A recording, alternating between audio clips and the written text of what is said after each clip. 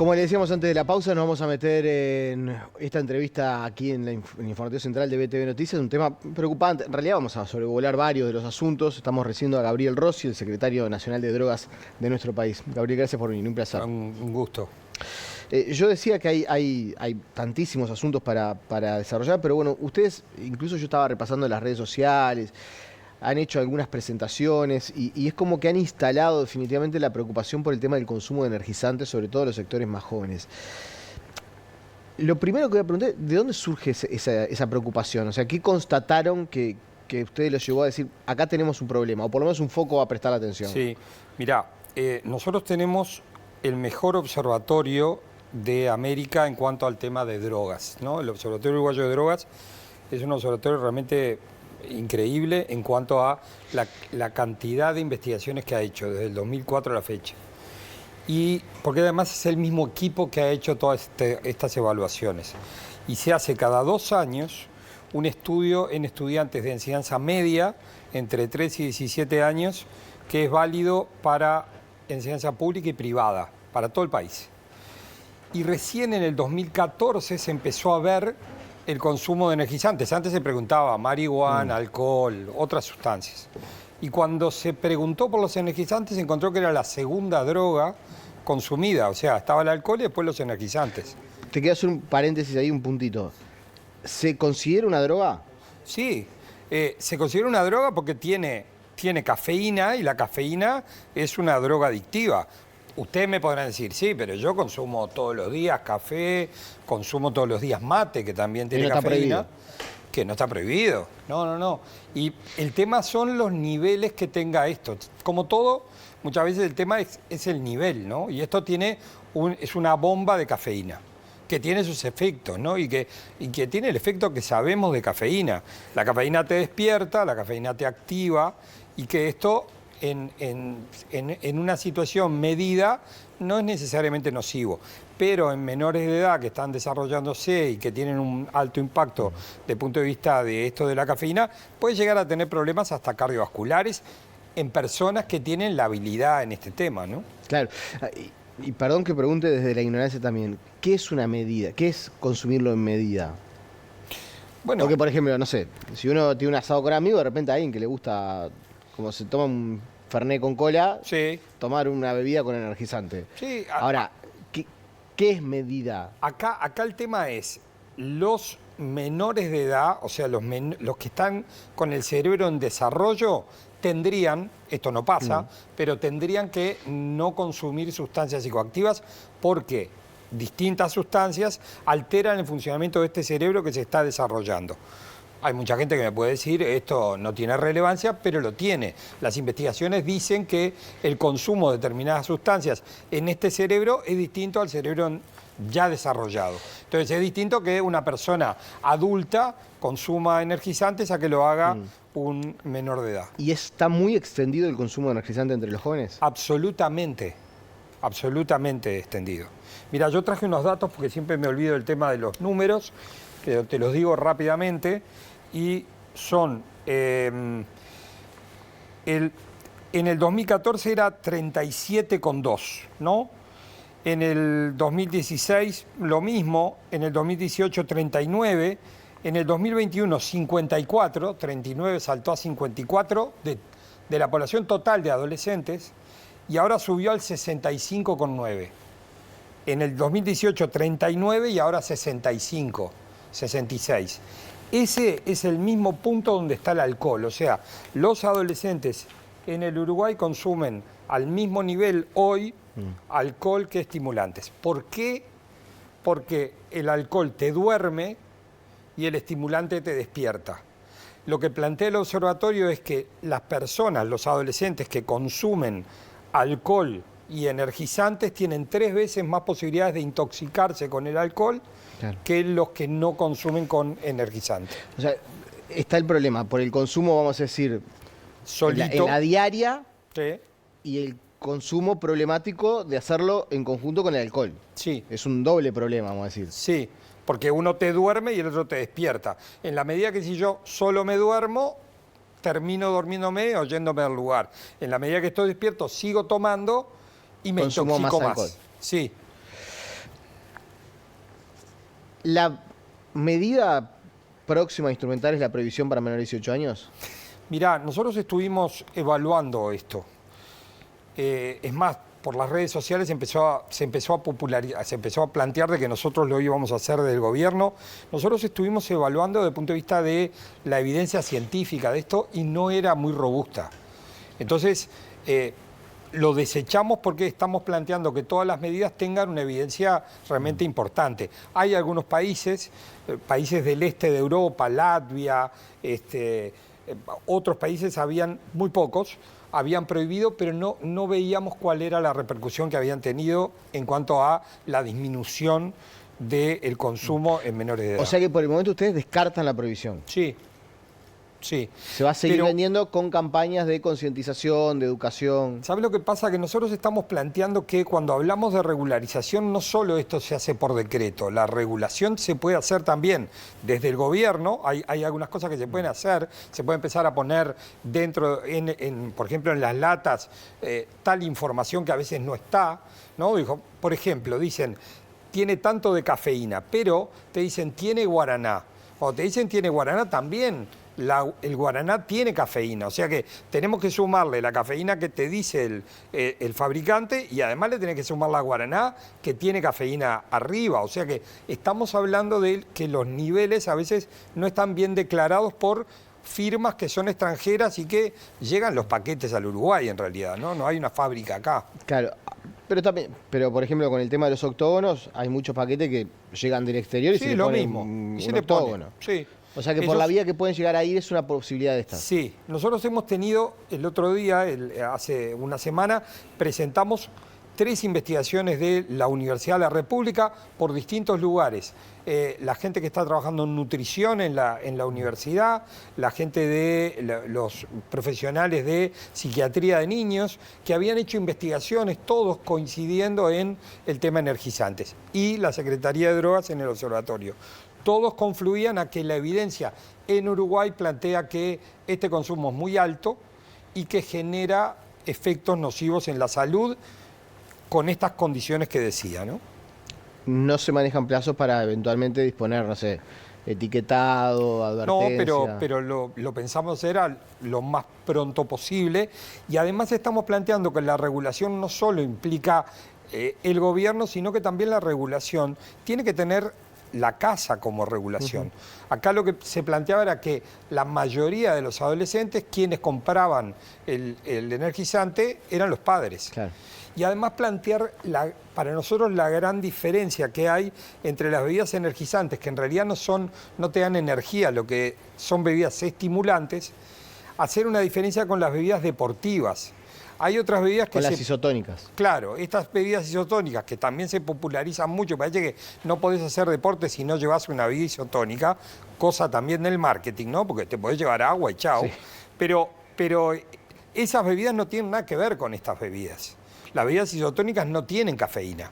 Son las dos sin alcohol, pero una tiene mucha cafeína y la otra no tiene nada. Sí, las otras son sales minerales. Pero los padres a veces no saben bien la diferencia. Dicen, yo pensaba que era lo mismo, ¿no? Entonces, esas cosas que tienen que ver con psicoeducación, con plantearles a la población, decirles, miren que hay distintas cosas, a veces esto no se conoce.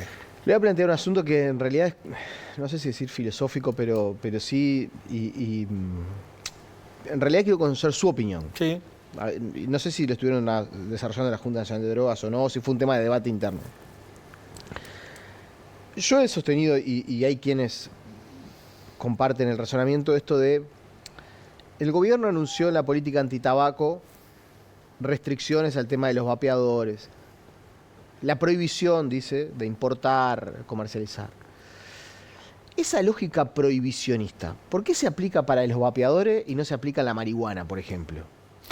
Porque es una lógica prohibicionista. Totalmente, y muy efectiva también, ¿no? Digo, vos vas a nivel internacional y tienen un gran respeto por nuestra política de marihuana, de cannabis, y por nuestra política de tabaco, que si te pones a pensar, son políticas que tienen líneas distintas en cuanto a una funciona desde la gestión de riesgos y reducción de daños y otra funciona más esa anterior, es de la época de Tabaré Vázquez, y funciona dentro de una lógica más de control del Estado.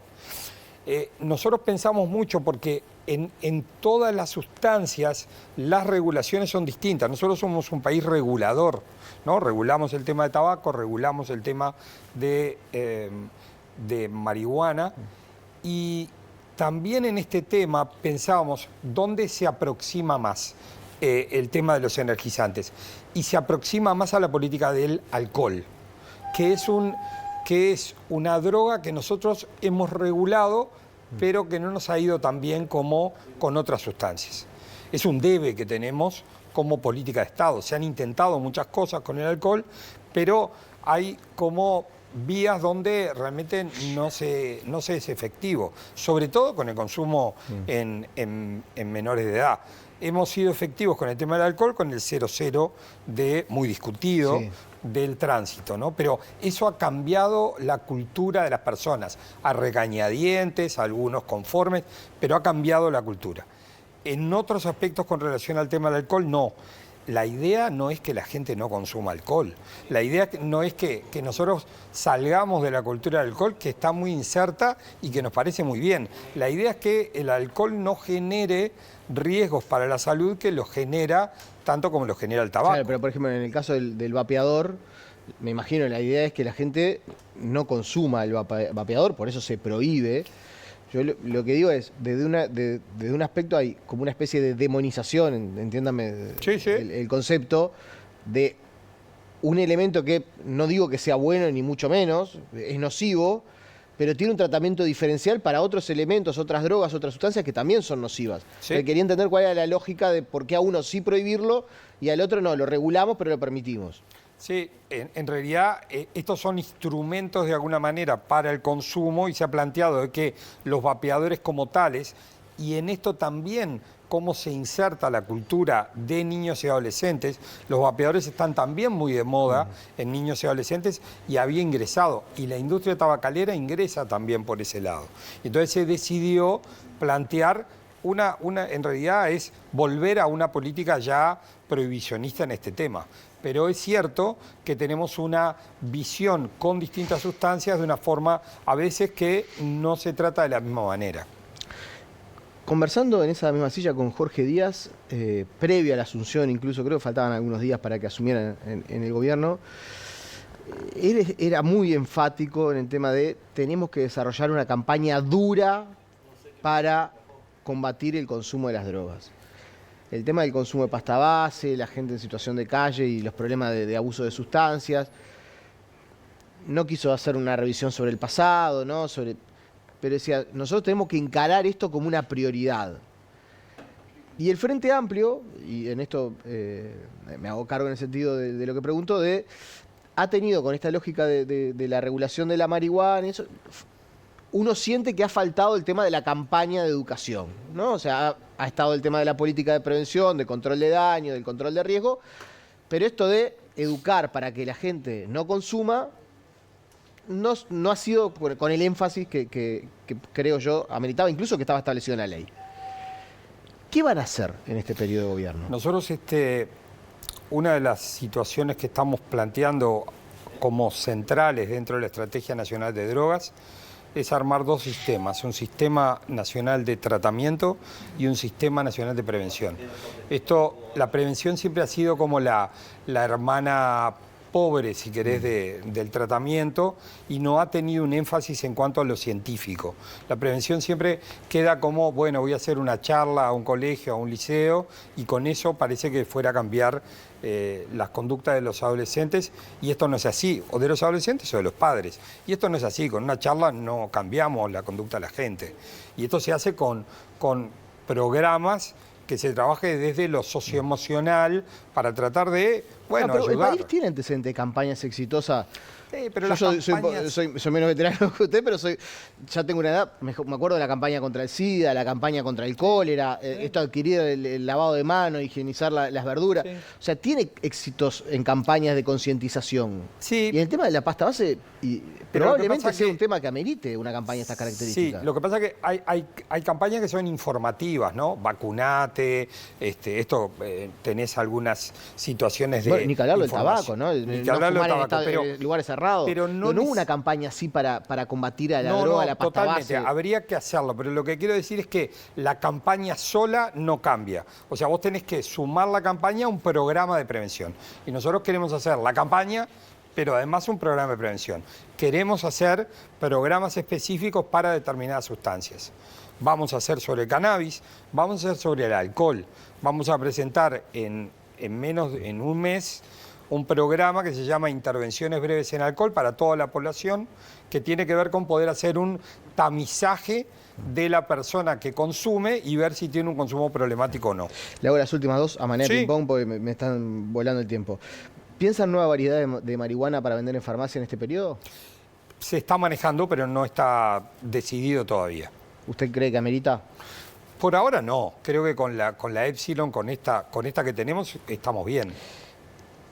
¿Le tiene miedo al ingreso del fentanilo en el Uruguay? Todos le tenemos miedo al ingreso del fentanilo.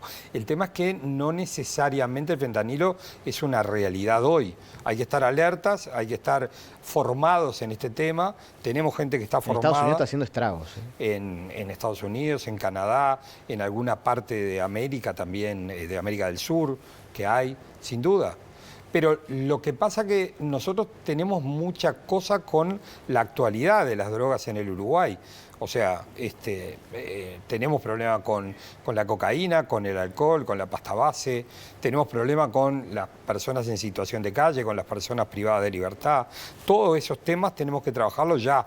Cuando venga el fentanilo, trabajaremos, ojalá que nos llegue. ¿Cree que va a llegar? ¿En algún momento va a llegar? Y quizás sí, pero vamos a hacer todo lo posible desde el punto de vista de defensa del interior para que esto no se produzca. Gabriel Rossi, un placer, ¿eh? No, igualmente. Le volveremos a invitar seguramente porque uno de los aspectos para difundir es conversar sobre estos asuntos. Encantado. Pausa y seguimos con más aquí en BTV Noticias.